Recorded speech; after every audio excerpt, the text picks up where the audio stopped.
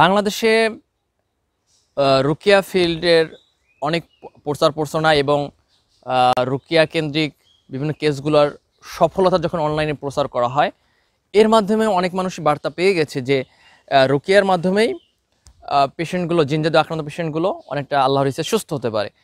তো দেখা যায় আল্লাহু আকবার, আল্লাহু আকবার।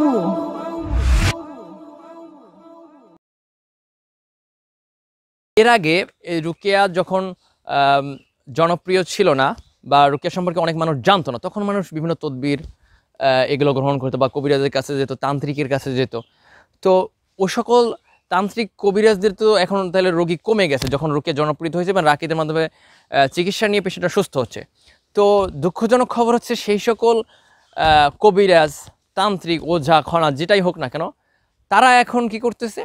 তারা এখন প্রচার প্রচারণা করতেছে যে আমরাও রুকিয়া করি, আমরাও রাকি। হ্যাঁ, তারা কেউ কেউ বলতেছে, পরিচয় দিচ্ছে যে সে রাকি এবং মুদাব্বির, মানে সে তদবির কারক, মানে সে তদবির করে, মানে দুইটাই। সে একদিকে কবিরাজি তদবির করে, অন্যদিকে সে আবার রুকিয়া করে বলে সে তার নিজেকে পরিচয় দেয়।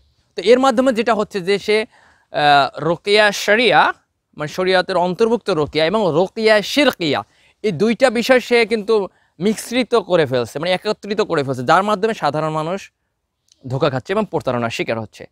তো সচরাচর একজন শরীয়তসম্মত যিনি রাকি, তিনি আপনাকে কোরআন হাদিসের অনুযায়ী আপনাকে বিভিন্ন আমল দেবেন বা ওই অনুযায়ী সে রুকিয়া করবেন। এছাড়া তিনি মাতৃভাষায় দোয়া করে আপনাকে রুকিয়া করতে পারেন, বা মাতৃভাষার দোয়াগুলো সে আরবিতে ট্রান্সলেট করে আপনাকে রুকিয়া করতে পারেন, এবং আপনাকে রুকিয়া করে দেওয়ার পরে বাসায় দীর্ঘ মেয়াদে আপনাকে সেলফ রুকিয়া দিতে পারেন। সেটা হতে পারে 15 দিন, 21 দিন কিংবা 1 মাস। এবং সেগুলো অবশ্যই কোরআন হাদিস সম্মত হতে হবে এবং শরীয়তের বৈধ সীমার ভিতর থাকতে হবে। নাজায়েজ হারাম কোনো বিষয় থাকতে পারবে না। এটা হচ্ছে একজন শরীয়তসম্মত রাকির আমলসমূহ যেটা বললাম। আর এখন সংক্ষেপে যদি আমি বলি যে একজন রাকির রুকিয়া করতে কি লাগে, আপনি রাকির অ্যাপয়েন্টমেন্ট নেবেন বা রুকিয়া সেন্টার অ্যাপয়েন্টমেন্ট রুকিয়া করতে যাবেন। আপনি যদি মহিলা হন, সাথে অবশ্যই মাহরাম পুরুষ নিয়ে যাবেন। আর যদি পুরুষ হন তবে আপনি একা গিয়ে রুকিয়া করতে পারেন। আর আপনাকে অবশ্যই জানতে হবে আপনি কার কাছে রুকিয়া করতেছেন, তার ব্যাকগ্রাউন্ড সম্পর্কে আপনি জেনে নেবেন। হ্যাঁ, শুধু অনলাইনে দেখে আপনি ঝাঁপিয়ে পড়বেন না, খোঁজ খবর নিয়ে তারপর আপনি কারো কাজের মাধ্যমে রুকিয়া করতে যাবেন, যে সে রুকিয়া শরিয়া করে না রুকিয়া শিরকিয়া করে, কিংবা ওই কবিরাজি রুকিয়া ওটাও করতেছে, আবার অন্য রুকিয়া দুইটা মিক্স করে ফেলতেছে, মানে তদবির প্লাস রুকিয়া দুইটা করতেছে। তাহলে এই ধরনের রাকির কাছে আপনি যাবেন না, কারণ তারা আপনার সাথে প্রতারণা করবে। হয়তো দেখা যায় এক পর্যায়ে তারা জিনের সাহায্য নেবে কিংবা তাবিজ কবজ দেবে, এই দ্বিতীয় মানে উদ্ভট ভ্রান্ত বিষয়গুলো আপনাকে তারা করতে দেবে, বা আপনার এগুলো করার মাধ্যমে আপনি কুফরিতে লিপ্ত হবেন বা শিরকিতে লিপ্ত হবেন। এ থেকে দূরে থাকতে হবে। এখন আমরা জানি যে আসলে ভণ্ডরাকে আপনি কেমনে চিনবেন। 1 নম্বর বিষয়, ভণ্ডরাকে বলতেছি কিন্তু আমি তাদেরকে যারা কবিরাজ, তান্ত্রিক, ওঝা, খনা বা ওই জাতীয় তদবির করে এরপর নিজেরা পরিচয় যে আমি রাখি বা আমি রুকিয়া করি, তারাই হচ্ছে ভণ্ডরাকি এক কথায়। তো তাদের 1 নম্বর লক্ষণ হচ্ছে যে তারা কিন্তু অনেক সময় আপনার ছবি চেতে পারে রুকিয়া করার জন্য, এবং আপনার নাম, আপনার বাবা মায়ের নাম, আপনার লোকেশন এগুলো জানতে চাবেন। যদি এগুলো আপনার কাছে তারা চেয়ে থাকে তাহলে আপনি ধরে নেন সে জাদুকর, কবিরাজ কিংবা তান্ত্রিক যেটাই হোক না কেন, কারণ রুকিয়া করতে এগুলো কিচ্ছু দরকার হয় না সচরাচর। আচ্ছা, এবার আসি 2 নম্বর পয়েন্টে। তারা অনেক সময় বিভিন্ন কুফরি শিরকি জাতীয় তাবিজ কবজ দিয়ে থাকে, যেটা আপনি সাধারণ আম পাবলিকের পক্ষে যাচাই করা সম্ভব না। অনেক আলেম ওলামা ধোঁকা খেয়ে থাকেন। বিভিন্ন নকশা থাকতে পারে, সিম্বল থাকতে পারে, যেখানে আপনি যদি আপনি খুলে দেখেন তাবিজগুলো, হয়তো স্পষ্ট কোরআনের আয়াত বা হাদিস আপনি দেখতে পাবেন না। এই জাতীয় কুফরি শিরকি তাবিজ কবজ তারা দিয়ে থাকে। 3 নম্বর বিষয় হচ্ছে যে তারা অনেক সময় একটা দাবি করবে যে আমাকে এই একটা অ্যামাউন্ট খরচ দিন, আপনার কাজটা হয়ে যাবে, 100% কনফার্ম বা 100% শিওর, এবং কাজ যদি না হয় টাকা ফেরত। এই ধরনের কথা যে বলবে সে অবশ্যই একটা প্রতারক, ভণ্ড কবিরাজ, তান্ত্রিক, বা সে তো রাখি দেবে, সে আসলে ভণ্ড রাখি। কারণ গ্যারান্টি দিয়ে চিকিৎসা পৃথিবীতে কোনো চিকিৎসকের পক্ষে সম্ভব না, কোনো ডাক্তারের পক্ষে সম্ভব না, কবিরাজ তান্ত্রিক দূরের কথা, রাকির পক্ষে সম্ভব না, কারো পক্ষেই সম্ভব না। হ্যাঁ, এখন কথা হলো যে কোনো রাকি, শরীয়তসম্মত রাকি, তিনি দীর্ঘ অভিজ্ঞতা থাকলে তার অভিজ্ঞতা লাগে তিনি বলতে পারেন যে এতগুলো সেশন করলে বা এভাবে আমল করলে সে সুস্থ হয়ে যেতে পারে আল্লাহর ইচ্ছায়, এটা ভিন্ন বিষয়। কিন্তু কেউ গ্যারান্টি দিয়ে যদি আপনাকে বলে যে আমাকে এত টাকা পেমেন্ট করে 50-60 হাজার কিংবা 1 লাখ, আপনার এই সমস্যা কেটে যাবে, আমি কেটে দেবো, তাহলে সে অবশ্যই ভণ্ড, সোজা কথা। এবার 4 নম্বর বিষয়ে আসি আমরা, যে অনেকে এভাবে বলবে যে আপনার সমস্যাটা আমরা দূর থেকে কেটে দিচ্ছি, আপনাকে আমার চেম্বারে আসতে হবে না কিংবা আমার কাছে আসতে হবে না, আপনি বলেন, নাম ঠিকানা বলেন, আপনার বাবা মায়ের নাম বলেন বা ছবি দেন, কী সমস্যা, কোন জিনিসে বাধা আছে, অথবা আপনার হাজিরা দেখে আমরা সমস্যা বলে দিচ্ছি।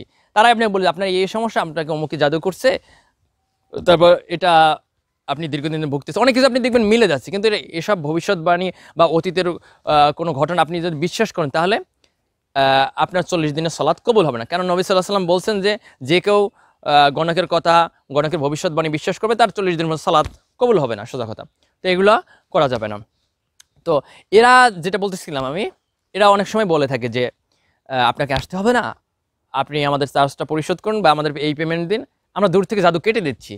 তো এরা মূলত কী করে? এরা আসলে অধিকাংশ সময় যেটা করে নুসরা, হ্যাঁ, নুসরা মানে এটা হচ্ছে তারা জাদু দিয়ে জাদু কাটে, কুফরি দিয়ে কুফরি কাটে।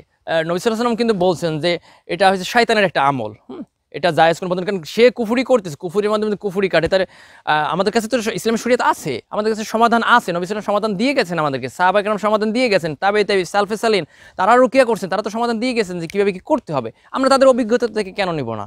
আমরা কেন ওই শয়তানের আমলগুলো নেব যে সে জাদুর মাধ্যমে জাদু কাটবে? আর এভাবে আসলে পরিপূর্ণ কেউ সুস্থ হয় না। এবার 5 নম্বর পয়েন্টে আসি। এরা অনেক সময় আপনার কাছে কিন্তু ভোগ চাবে, বা এরকম বলবে যে আমাকে একটা খাসি দিন, বা অমুক জায়গায় একটা খাসি দিন, বা অমুক 3 রাস্তার মোড়ে মুরগি জবাই দিয়ে রক্ত দিয়ে আসুন, হ্যাঁ, এরকম একটা বিষয়। এরা অবশ্যই ভণ্ড, এরা তো রাখি তো দূরের কথা, মানে কবিরাজ, তান্ত্রিক বা ওজা যেটাই হোক। আর দেখা যায় যে এরা ওই নির্দিষ্ট অ্যামাউন্ট চায়, কিংবা অনেক সময় তারা করে কোনো আংটি বিক্রি করে, কেউ কেউ কড়ি বিক্রি করে, এগুলো লাগাতে বলে শরীরে বা রেখে দিতে বলে। আবার অনেক সময় বলে দেখে এটা কিন্তু আপনি রাখতে পারবেন না, রাখলে মানে জিন কিন্তু নিয়ে যাবে, বা একসময় আপনি পারবেন না। ওটা মানে এদের সবই ভাওতাবাজি, জিন দিয়ে শয়তানি। হয়তো ওদের জিন এসে ওই জিনিসগুলো নিয়ে যায়, আর আপনাকে ওদের কাছে গিয়ে ওই তাবিজ কবজ আনতে হবে, কিংবা ওই কড়ি, তাগা, বালা যেটাই হোক না কেন, ওদের কাছে একটা ফি পরিশোধ করে আবার আনতে হবে। এটা ওদের শয়তানি, আর কিচ্ছু না। তো এই বিষয়গুলো থেকে আপনারা যদি দূরে থাকেন এবং রুকিয়া শরিয়া করেন, অন্তত যদি আপনি কোনো রাকির কাছেও না যান বা কবিরাজ তান্ত্রিক তো যাবেনই না ইনশাল্লাহ, তারপর আপনি নিজে কিন্তু সেলফ রুকিয়া করতে পারেন পরামর্শ নিয়ে। কীভাবে? অনলাইনে কিন্তু অনেক রুকিয়া সাপোর্ট গ্রুপ আছে, তারা পরামর্শ দিয়ে থাকে, আমরাও পরামর্শ দিয়ে থাকি। এছাড়া বিভিন্ন রাকিদের কাছে যোগাযোগ করে আপনি কিন্তু শুধু সেলফ রুকিয়ার জন্য পরামর্শ নিতে পারেন।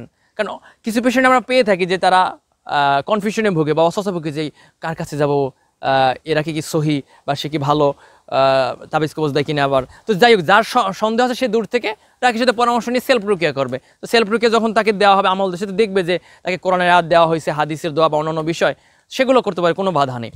আর যাদের জানা আছে যে হ্যাঁ অমুকে ভালো রাখি বা অমুকে ভালো রুকিয়া সেবা দেয়, হিজামা সেবা দেয়, তার কাছে রুকিয়া করতে ইনশাল্লাহ কোনো বাধা নেই।